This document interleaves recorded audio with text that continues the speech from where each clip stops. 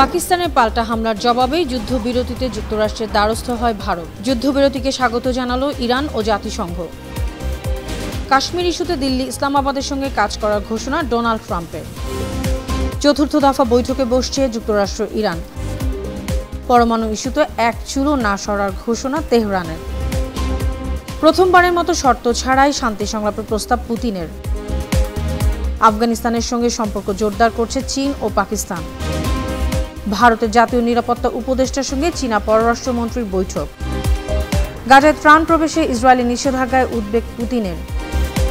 Israeli হামলায় আরও 23 ফিলিস্তিনি নিহত।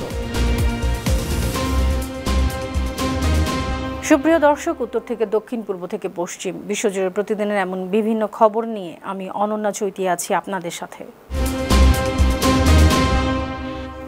ভারতই প্রথম যুক্তরাষ্ট্রকে যুদ্ধবিরতির জন্য পদক্ষেপ নিতে অনুরোধ করেছে। পাকিস্তানের পাল্টা হামলায় ভারতের অবস্থান নড়ে গেলে নয়াদিল্লি দ্রুত ওয়াশিংটনের মধ্যস্থতা কামনা করে। তারপরই মার্কিন প্রেসিডেন্ট ডোনাল্ড ট্রাম্পের মধ্যস্থতায় যুদ্ধবিরতিতে সম্মত হয় ভারত পাকিস্তান। এমনই চাঞ্চল্যকর তথ্য জানিয়েছে মার্কিন সংবাদ মাধ্যম সিএনএনের সাংবাদিক নিক রবার্টসন জানিয়েছেন, পাকিস্তান প্রাথমিকভাবে সামরিক বিরতি দিয়ে কূটনৈতিক পথ খোলা রাখে, কিন্তু ভারত 3টি বিমান ঘাঁটিতে হামলা করলে পাকিস্তান তার সম্পূর্ণ সামরিক শক্তি প্রয়োগে বাধ্য হয়। এরপরই ভারত দ্রুত মার্কিন পররাষ্ট্রমন্ত্রী মার্কো রুবিও, সৌদি আরব ও তুরস্কের কর্মকর্তাদের মাধ্যমে মধ্যস্থতা চায়। এদিকে ভারত ও পাকিস্তানের 4 দিনের সংঘাতের পর ঘোষিত যুদ্ধবিরতিকে স্বাগত জানিয়েছে ইরান। শনিবার ইরানের পররাষ্ট্র মন্ত্রণালয়ের মুখপাত্র ইসমাইল বাকাই বলেন, এ যুদ্ধবিরতিতে দুই দেশের উত্তেজনা কমবে। রোববার এই খবর দিয়েছে ইরানের তাসনিম নিউজ এজেন্সি। ইসমাইল বাকাই আরও বলেন, ভারত ও পাকিস্তানের নেতাদের এই সিদ্ধান্ত দায়িত্বশীল ও দূরদর্শী পদক্ষেপ। তিনি আশা প্রকাশ করেন, নয়াদিল্লি ও ইসলামাবাদের মধ্যে সম্পর্ক দ্রুত স্বাভাবিক হয়ে উঠবে।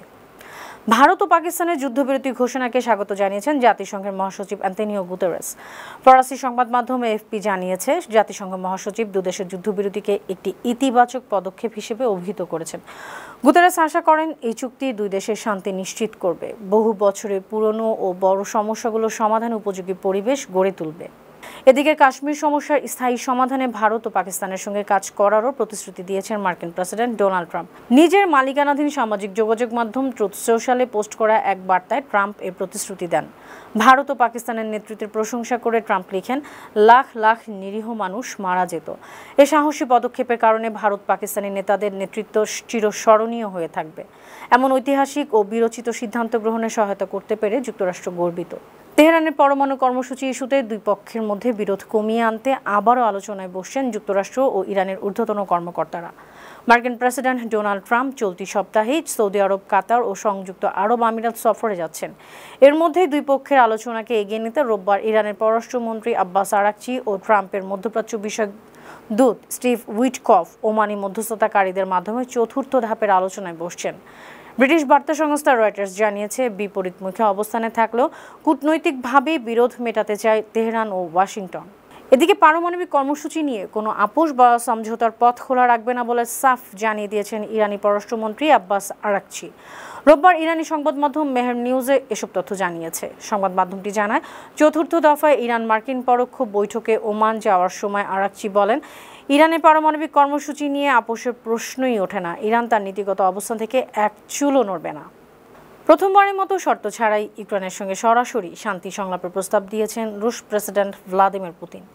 রোববার রাশিয়ার প্রেসিডেন্টের কার্যালয় ক্রেমলিন এ তথ্য জানায়। পুতিন জানিয়েছেন, তারা কিয়েভের সঙ্গে সরাসরি শান্তি সংলাপ শুরু করতে চায়। এক্ষেত্রে কোনো পূর্ব শর্ত নেই। গেল বৃহস্পতিবার ইস্তাম্বুলে কিয়েভের প্রতিনিধিদের এ ব্যাপারে প্রস্তাবও দেওয়া হয়েছে। তিনি আরও বলেন, রাশিয়ার প্রস্তাব টেবিলের উপরই আছে। এখন এটা ইউক্রেন সরকার এবং তাদের পৃষ্ঠপোষকদের উপর নির্ভর করছে। আফগানিস্তানের সঙ্গে সম্পর্ক জোরদার করতে দেশটির সঙ্গে একটি ত্রিপক্ষীয় বৈঠক হয়েছে। পাকিস্তানি সংবাদ মাধ্যম দ্য এক্সপ্রেস ট্রিবিউনের প্রতিবেদনে বলা হয়, বৈঠকে আঞ্চলিক পুনর্বিন্যাস এবং চীন পাকিস্তান অর্থনৈতিক করিডোর প্রকল্পটি আফগানিস্তানের সম্প্রসারণের বিষয়ে একমত হয়েছে 3 দেশ। আফগানিস্তানের ভারপ্রাপ্ত পররাষ্ট্রমন্ত্রী আমির খান মুত্তাকি, চীনের বিশেষ দূত ইউ জিয়াওং এবং পাকিস্তানের বিশেষ প্রতিনিধি মোহাম্মদ সাদিক এই বৈঠকে অংশ নেন। আফগান তালেবানরা 22 এপ্রিলের পেহেলগাম ঘটনার নিরপেক্ষ তদন্তের বিষয়ে ইসলামাবাদের অবস্থানকে নীরবে সমর্থন করেছে। একই সঙ্গে ভারতীয় ক্লাব থেকে তাদের দূরত্ব বজায় রাখবে। এদিকে ফিলিস্তিনের অবরুদ্ধ গাজার পরিস্থিতিকে মর্মান্তিক ঘটনা এবং মানবিক বিপর্যয় বলেছেন রুশ প্রেসিডেন্ট ভ্লাদিমির পুতিন। একই সঙ্গে উপত্যকাটিতে ত্রাণ সরবরাহে ইসরায়েলি নিষেধাজ্ঞাকে বিশেষ উদ্বেগজনক বলে অভিহিত করেছেন তিনি। শনিবার এ তথ্য জানিয়েছে তুরস্কের বার্তা সংস্থা আনাদোলু এজেন্সি।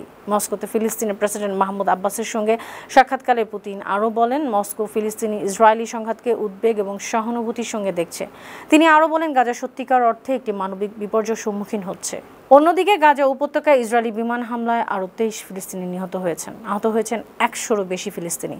শনিবার গাজার স্বাস্থ্য মন্ত্রণালয় জানিয়েছে, 2023 সালের অক্টোবর থেকে গাজায় ইসরায়েলি আগ্রাসনে 52,810 জন মারা গেছেন। আহত হয়েছেন 1,19,473 জন।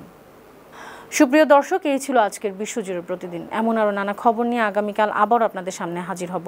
আপনাদের মন্তব্য, পরামর্শ আমাদের আয়োজনকে আরও প্রাণবন্ত ও সৃজনশীল করে তুলতে পারে। সে পর্যন্ত ভালো থাকুন, সুস্থ থাকুন, বানু টিভির সঙ্গেই থাকুন। আল্লাহ হাফেজ।